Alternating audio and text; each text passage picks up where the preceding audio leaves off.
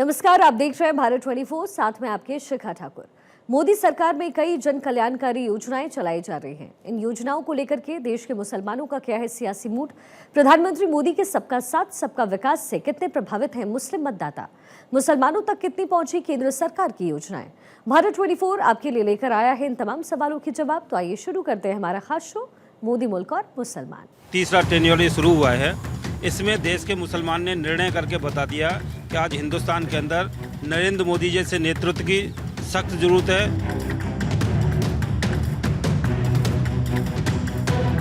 जब से मोदी जी ने कमान संभाली है तब ये समझ में आया कि कहीं ना कहीं मुसलमानों को कि अगर हमें आगे बढ़ना है, देश के लिए कुछ करना है और कंधे से कंधा मिला के चलना है तो हमें एजुकेशन लाइन में सबसे आगे बढ़ना होगा।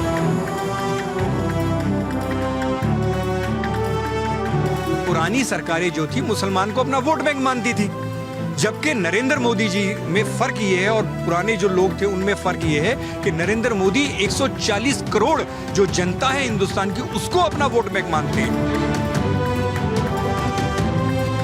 नमस्कार, मैं हूं गौरव मिश्रा और आप देख रहे हैं मोदी मुल्क और मुसलमान। बात करेंगे आज पिछले कुछ सालों में किस तरीके का काम केंद्र सरकार ने किया है और खास करके अल्पसंख्यक वर्ग के लिए उन कामों का क्या ग्राउंड पर इम्पैक्ट देखने को मिला है। तमाम लोग हमारे साथ मौजूद हैं। आज राजधानी दिल्ली में हम लोग नई दिल्ली में मौजूद हैं, बातचीत करते हैं। ये बताइए कि अगर हम बात करें उपलब्धियों की, अक्सर कहा जाता है कि पूर्व की सरकारों की बात करें मुस्लिमों को एक वोट बैंक के रूप में देखा गया। अगर हम पिछले 10 सालों की बात करें, एक रोड मैप जो बना मोदी सरकार में, किस तरीके से देखते हैं इसे? सर्वप्रथम तो मैं आपको बधाई दूंगा कि आपने जो प्रोग्राम बनाया है बहुत ही अच्छा बनाया है। मोदी मुल्क और मुसलमान तीनों में मीम और माँ से शुरू होता है। जैसे हम लोग दीपावली में से अली को नहीं निकाल सकते, रमज़ान में से राम को नहीं निकाल सकते, ऐसे ही मोदी मुल्क और मुसलमान तीनों को मिलाकर जो आपने कंटेंट बनाया, मैं आपको इसके लिए बधाई दूंगा। आज बात करें हम कि हिंदुस्तान के अंदर पिछले 10 साल के अंदर जो मोदी जी ने काम किए हैं, और मोदी जी ने जो काम किए हैं वो हिंदुस्तान के 140 करोड़ देशवासियों के लिए किए हैं। उनका जो परिवार है वो 140 करोड़ देशवासी उनका परिवार है, उस परिवार के लिए काम किया है। इसलिए मैं आपको बता दूं कि पिछले जो 10 साल की बात करें तो पहले 5 साल हमारे मुस्लिम समाज ने मोदी जी को देखा और उसके अगले 5 साल में मुस्लिम समाज ने मोदी जी को परखा। और अभी जो तीसरा टेन्योर शुरू हुआ है इसमें देश के मुसलमान ने निर्णय करके बता दिया कि आज हिंदुस्तान के अंदर नरेंद्र मोदी जैसे नेतृत्व की सख्त ज़रूरत है। और उसी का परिणाम है कि कुंदरकी जैसी सीट जो मुस्लिम बाहुल्य सीट है आज मोदी जी के कंधे से कंधा मिलाकर चल रही है। सवाल भी उठ रहे हैं, अगर उस सीट पे हम बात करें, वहाँ पर सबसे ज़्यादा वोट मुस्लिम वर्ग का था। कुछ लोग कह रहे हैं कि वहाँ वोटिंग नहीं सही होने दिया, मुसलमानों को उनके राइट्स छीन लिए, उनको मतदान नहीं करने दिया गया। उनके लिए आप क्या संदेश देंगे? आपकी जानकारी में कितने वोटों से जीते हैं रामवीर जी? इतनी बड़ी जीत, उसके अंदर वोट नहीं डालने दिया तो वो वोट आया कहाँ से? मतदाताओं ने मतदान का इस्तेमाल किया तभी तो वो जीते।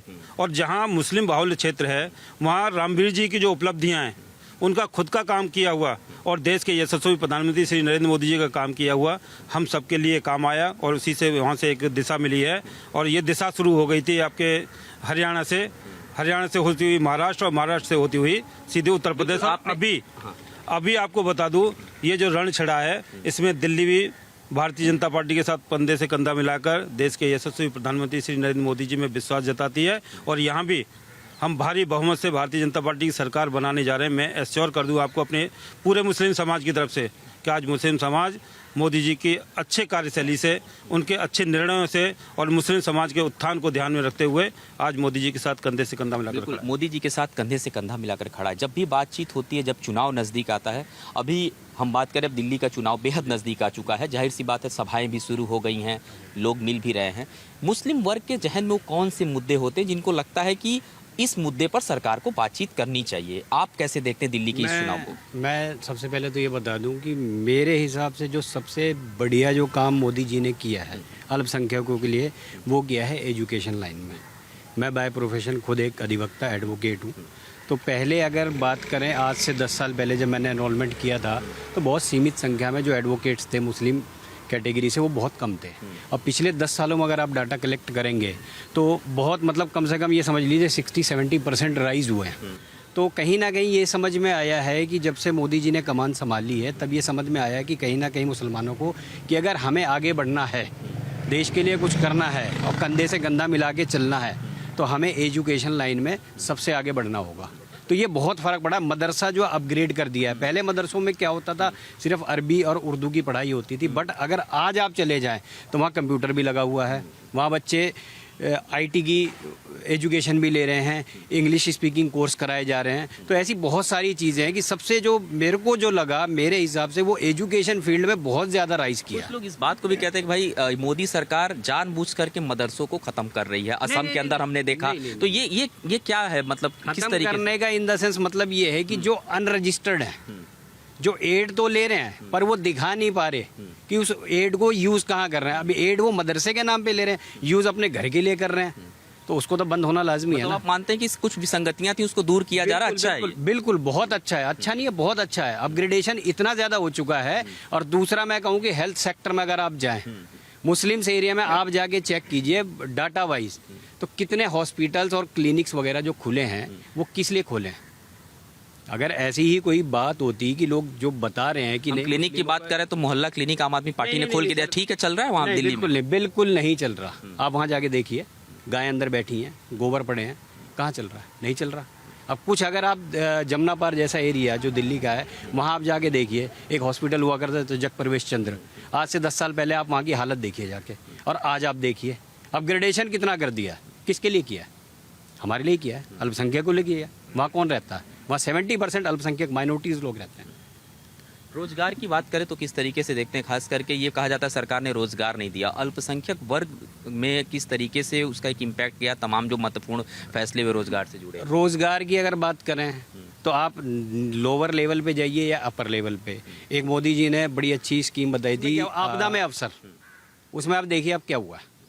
जिन लोगों के पास काम करने का कोई साधन नहीं, कुछ नहीं था, पर उनको समझ में आया कि अगर कुछ ऐसी चीज़ें होती हैं, हम अपने हुनर को अगर हम सामने रखते हैं तो उससे हमें क्या मिलता है भाई? आजीविका मिल रही है, रोजी रोटी उनकी मिल रही है। वही लोग क्या करते थे, घूमते थे इधर उधर कि कोई हमें नौकरी दे दे, कुछ दे दे। नौकरी अगर आप कर रहे हैं ठीक है, अच्छी बात है, बट नौकरी करना, किसी के साथ बाउंड होना और अपना काम करना, कितना ज़मीन आसमान का फ़र्क है। बिल्कुल, आपके पास भी आता हूं मैं। अगर हम बात करें कुछ महिला हितों के फैसले की बात करें, जैसे ट्रिपल तलाक जैसा विषय था उसको ख़त्म किया, बहुत सारे लोगों ने उसमें फैलाया कि ये फैसले नहीं ले रही है सरकार, थोप रही है। कैसे देखते हैं इसे आप? देखिए जनाब, मैं आपको बताऊं, ट्रिपल तलाक के बारे में आप बात कर रहे हैं। ट्रिपल तलाक एक ऐसा मतलब मुसलमानों के अंदर एक ऐसा कानून था जिसको ये माना जाता था कि अल्लाह ताला सबसे ज़्यादा नाराज़ इसी फैसले से होता है। जब कोई इंसान किसी औरत को तलाक देता है तो ये सुना जाता है कि सातों आसमान जो होते हैं वो उसके लिए बद्दुआ करते हैं। और आप देख रहे हैं कि 26 जो मुल्क थे, जो इस्लामिक ममालिक थे अपने देश में, अगर आप देखें बराबर में पाकिस्तानी है, वहाँ पर भी ट्रिपल तलाक जो है वो बैन था। सिर्फ एक हमारे हिंदुस्तान में जो कुछ कट्टरपंथी लोग थे, ये कह सकते हैं कि जो महिलाओं को दबा के रखना चाहते थे, जो अपनी बपौती बना के रखना चाहते थे, उन लोगों ने ट्रिपल तलाक को एक हवा बना रखा था कि नहीं, इसको ख़त्म नहीं किया जा सकता है। और इसमें भी आपको बता दूं कि बहुत सारे मसलक हैं मुसलमानों में, उसमें सिर्फ एक हनफी मसलक ऐसा है जिसमें ट्रिपल तलाक जो था वो जायज़ था। आप शिया में चले जाएं, आप किसी और बोहरा समाज में चले जाएं, आप और समाज में चले जाएं, सब जगह जो था उन्होंने पहले ही ट्रिपल तलाक को त्याग दिया था। सिर्फ एक हनफी मसलक जो था वो उसको लिए बैठा था, और वो भी मैंने आपको बताया सिर्फ इसलिए कि औरत को अपनी बपौती समझ लेना था। उसमें ये होता था कि अगर आपने आप कोई फैसला लिया लेडीज़ ने कि अब मर्द के खिलाफ जाके वोट डाल दिया किसी राजनीतिक पार्टी को, तो उसको तलाक तलाक तलाक। अगर खाने में नमक ज़्यादा हो गया तो तलाक तलाक तलाक। छोटी सी बात पे अगर किसी ने कोई बात नहीं मानी, कोई उसने डिमांड करी और ससुराल वालों ने वो डिमांड पूरी नहीं करी, तो तलाक तलाक तलाक। तो ये जो फैसला हुआ है इसमें, देखिए एक बात सुनिए, मैं मर्द हूँ, मैं ये ना सोचूं ये मेरे खिलाफ है, क्योंकि मेरे आगे बहन भी है, मेरे आगे बेटी भी है, तो मुझे उनका भी देखना है कि कल को उनके साथ भी ये चीज़ हो सकती है। तो ये अगर देखा जाए तो पूरे मुस्लिम समाज में एक कुरीति थी जिसको मोदी जी ने ख़त्म कराया, और मुसलमान समाज उसके लिए बहुत खुश है। जो नाराज़ हैं, जैसे आपने कहा कि वो लोग कह रहे हैं जी थोपा है, थोपा नहीं है, ये तो आप कुरान शरीफ में सूरह निसा को अगर उठा के देखें आप, तो उसमें भी ये लिखा हुआ है कि 3 तलाक आप नहीं देंगे। और हमारे नबी अकरम सल्लल्लाहु अलैहि वसल्लम जो हमारे पैगंबर थे, उनके ज़माने में भी 3 तलाक नहीं थी। ये तो बाद में हज़रत उमर एक खलीफा बने, उन्होंने वो 3 तलाक की प्रथा चलाई। उससे पहले ये था कि आप 1 तलाक दीजिए, 1 महीने का टाइम दीजिए उसको सुधरने का, फिर 1 तलाक दीजिए, फिर सुधरने का टाइम दीजिए। इतना अगर था पहले की सरकारों ने इस पे काम नहीं किया, मानते हैं कि ये गलतियां थी, एक वोट बैंक के रूप में इस्तेमाल करते थे, इसलिए इन विषयों को सोचते नहीं थे। भाई साहब, पुरानी सरकारें जो थी मुसलमान को अपना वोट बैंक मानती थी, जबकि नरेंद्र मोदी जी में फ़र्क ये है और पुराने जो लोग थे उनमें फ़र्क ये है कि नरेंद्र मोदी 140 करोड़ जो जनता है हिंदुस्तान की, उसको अपना वोट बैंक मानते हैं, उसको मानते हैं। वो ये क्या करते थे कि वो अपीजमेंट की पॉलिसी करते थे, ये मुसलमान है इसको ले लो, ये एससी है इसको ले लो, ये फलानी जाति का इसको ले लो। तो अपीजमेंट पॉलिसी अब ख़त्म करके मोदी जी ने सभी को कि जो भी काम होगा वो पूरे हिंदुस्तान के लिए होगा, पूरे हिंदुस्तान में रहने वाले नागरिकों के लिए होगा, किसी एक पर्टिकुलर समाज के लिए नहीं होगा। इसलिए नरेंद्र मोदी जी ऐसे बोल्ड फैसले ले पा रहे हैं। बिल्कुल। युवाओं की अगर हम बात करें, आप भी युवा हैं, किस तरीके से देखते हैं जो महत्वपूर्ण फैसले अगर सरकार के हों और अभी भी लगातार जिस तरीके के काम हो रहे हैं देश में? युवाओं के लिए मोदी जी ने बहुत सारे रोज़गार उपलब्ध कराए हैं, लाइक एजुकेशन लेवल में, जैसे हमारे बड़े भाई ने बताया। अभी जुडिशरी में भी जो है पहले के मुकाबले जुडिशरी में काफ़ी मुस्लिम्स का जो है, वकालत भी कर रहे हैं। मैं वकालत बाय प्रोफेशन, मैं मुस्लिम बाय प्रोफेशन एडवोकेट हूँ। तो मैंने देखा है कि अब से 10 साल पहले तक जो जुडिशरी में एक मुस्लिम कैटेगरी के लोग आते थे, बहुत उनका स्किल बहुत कम होता था। आज के टाइम में दिल्ली जुडिशरी देख लीजिए, काफ़ी लोग जो है इसमें जुडिशरी में आए हैं, IAS PCS रैंक में गए हैं। तो काफ़ी जो है योगदान रहा है युवाओं के लिए भी मोदी जी का, और नेक्स्ट लेवल पे भी लेकर के जा रहे हैं। लाइक IT स्किल में जो है काफ़ी जो है काम चल रहा है, तो काफ़ी जो है स्टार्टअप्स जो हो रहे हैं, लोग कह रहे हैं रोजगार नहीं है। आप लगातार युवाओं से मिलते होंगे, तो उनकी विचारधारा कैसी है सरकार को लेके, किस तरीके से सोच रहे हैं वो सरकार के बारे में? सरकार के बारे में, क्योंकि पिछली सरकारों के टाइम में इतना काम नहीं हुआ, और ये जो चेंजेस आए हैं, मोदी जी ने जो एक चेंज करे हैं, तो उसके हिसाब से अभी इफ़ेक्ट पड़ रहा है। काफ़ी कुछ बदलाव आ रहा है हल्के हल्के, मुस्लिम कम्युनिटी में भी हल्के हल्के चेंज आ रहा है। काफ़ी मतलब पिछली सरकारों के मुकाबले बहुत चेंज आ रहा है, और वो भी अपने स्वरोजगार स्किल पे वर्क करवा रहे हैं उसमें। बिल्कुल। अब आते हैं हम, खास करके दिल्ली की बात हो रही है, हम लोग नई दिल्ली में खड़े हैं। यहाँ पर भी लगातार चुनाव की बात होती है। पूर्व की सरकारों ने दावा किया बहुत काम हुए हैं शिक्षा के क्षेत्र में, स्वास्थ्य के क्षेत्र में। कितना लाभान्वित मानते हैं खास करके वो हिस्से दिल्ली में जो सबसे ज़्यादा मुस्लिम बहुल है? वहाँ कुछ काम हुआ है, किसी के कुछ काम वहाँ पर रुके थे जो पूरा हुआ हो? किसी इस तरीके की बातचीत होती है? आप लोग समाज में रहते हैं। जी, काम हुआ है, और काम इस तरह का हुआ है कि केजरीवाल जी ने वहाँ अपना कमीशन सेट किया। रोड्स में अगर रोड्स बनाने की ज़रूरत है तो जो लोग गरीब रहते हैं वहाँ पे, उन गरीबों के यहाँ पर 3 फीट रोड उठा दिया, और वो लोग किस तरह से उनके हालात हैं, और उसी के साथ वो बार बार चीखते थे कि MCD हमारे पास नहीं है। आज अगर MCD की भी हालत देखेंगे आप, तो MCD की जो नाली है वो MCD बनाती है और रोड्स फ्लड डिपार्टमेंट बनाता है। दोनों में सामंजस्य नहीं है, नाली नीची है और रोड्स ऊंचे हैं। आज उनके घरों में पानी भरा हुआ है। आप जाकर देखिए कि दिल्ली की जो जनता है वो त्राहिमाम कर रही है, बहुत परेशान है, और वो चाहती है इनसे छुटकारा पाना। वो इसे 1, 1.5, 2 महीने का ऐसे बेसब्री से इंतजार कर रही है जैसे किसी सांप के काटे हुए को किसी डॉक्टर की तलाश हो।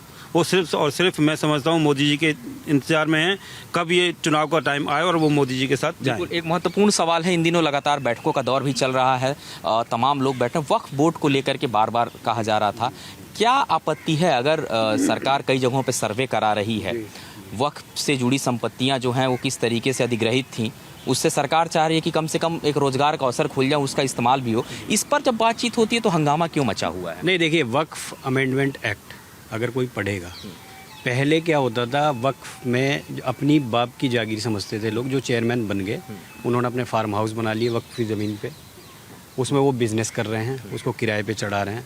अब जो गवर्नमेंट ने नई अमेंडमेंट एक्ट पॉलिसी लाए हैं वक्फ बोर्ड की, उसमें क्या है कि गवर्नमेंट की तरफ से नुमाइंदे होंगे उसके अंदर। जब गवर्नमेंट के नुमाइंदे होंगे तो इसका मतलब डायरेक्ट वॉच गवर्नमेंट का है। आप उसमें जालसाजी नहीं कर सकते, आप उसमें फ्रॉड नहीं कर सकते। तो इससे मुझे नहीं लगता किसी को कोई दिक्कत होगी। बाकी देखिए, एंटी सोशल एलिमेंट्स हर जगह होते हैं, 2-4 जो लोगों को भड़काते हैं। तो ये उन्हीं लोगों का काम है जो 2-4 मुस्लिम लोगों को जाके, और आप हमेशा ये नोटिस कीजिए, जो भड़काते हैं तो वो हमेशा जो नीचे तबके के लोग होते हैं उनको ही भड़काते हैं। कभी भी आप ये सोचिए कि कोई दिल्ली हाई कोर्ट में जाके 10 वकीलों को भड़का देगा मुस्लिम, तो वो भड़कावे में कभी नहीं आएंगे, क्योंकि पढ़ा लिखा समझदार जो आदमी होगा वो कभी भड़कावे में यानी नहीं आएगा। संभल में जो घटना हुई, जिस तरीके से कुछ मुस्लिम वर्ग को बरगलाया गया, उनको बताया गया, उसको आप मानते हैं कि एक इसी तरीके का रोड मैप तैयार किया गया? बिल्कुल बिल्कुल तैयार किया गया, एंटी सोशल एलिमेंट्स। आप एक बात बताइए कि जब गवर्नमेंट ने वहाँ ये अलाउ नहीं किया कि कोई जेल के अंदर जाके नहीं मिलेगा, उसके बाद भी लोग, समाजवादी पार्टी के जो लोग हैं नेता, वो अंदर जेल के अंदर जाके कैसे मिल रहे हैं? अपने रसूख का इस्तेमाल करते हुए तो गए वो अंदर। जेलर और डिप्टी जेलर को सस्पेंड कर दिया गया। तो कहीं ना कहीं हैं कमियाँ। बिल्कुल कमियां भी हैं। और वक्फ बोर्ड पे जब चर्चा होती है, बातचीत होती है, आपसे मैं बात कर लेता हूँ, बैठकों का दौर चल रहा है, कुछ नेताओं के नाम से भी वक्फ की संपत्तियां निकल गई हैं, चाहे वो हैदराबाद में हो चाहे दिल्ली में हो, उनको बहुत मिर्ची लग रही है। सरकार जो ये फैसला लेने जा रही है, इसे आप किस तरीके से देख रहे हैं? गौरव भाई, आप ये समझिए वक्फ का मतलब क्या होता है। एक्चुअल में वक्फ का लिटरली मीनिंग देखिए। वक्फ का मतलब होता है जो यतीम है, जो मिस्कीन है, जो पिछड़े हैं, जिनके माँ बाप इस दुनिया से चले गए, उनके लिए वक्फ की संपत्तियां रखी जाती हैं। अब आप जाकर किसी भी वक्फ में, आप दिल्ली में देखें, आप उत्तर प्रदेश में देखें, आप महाराष्ट्र, कहीं पर भी पूरे हिंदुस्तान में, अगर आप वक्फ की संपत्तियां देखेंगे तो वो जो लीज हुई है वो किन के नाम मिलेगी? वो उस क्षेत्र का सबसे बड़ा रसूखदार होगा, उसके नाम वक्फ की दुकान होगी, उसके नाम वक्फ का मकान होगा, उसके नाम वक्फ की कोई ज़मीन होगी जो उनको लीज पर दी गई है।